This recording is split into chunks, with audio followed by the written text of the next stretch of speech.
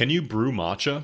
In this video, we're going to find out. We're going to make matcha in a tea strainer and see how the flavor compares to a bowl of matcha made with a whisk. When we were visiting tea farmers in Shizuoka, we did a matcha tasting at a farm owned by a few younger tea farmers. At Nio Teas, we're constantly on the lookout for more matcha, so these tastings are a great way to find new, pesticide-free matcha for our website. What was different about this tea tasting was that the matcha was prepared in a strainer, just like you would brew a leaf tea. Normally, the matcha would be whisked into water using a bamboo whisk, which creates a nice light green foam on top. This foam creates a light and airy texture in the matcha and even a smoother flavor. So why would these farmers prepare the tea without it? This method is actually a good way to taste test a matcha. The foam creates additional variables, which can make it harder to assess the flavor of a matcha. For example, a decent matcha with a dense foam may taste just as good as a top-tier matcha with not enough foam. The strainer levels the playing field, so you're experiencing the taste and texture of the matcha itself, not the foam. But can you even brew matcha?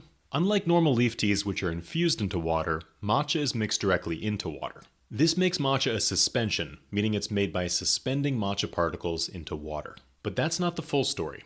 In addition to being mixed into water, these matcha particles actually brew.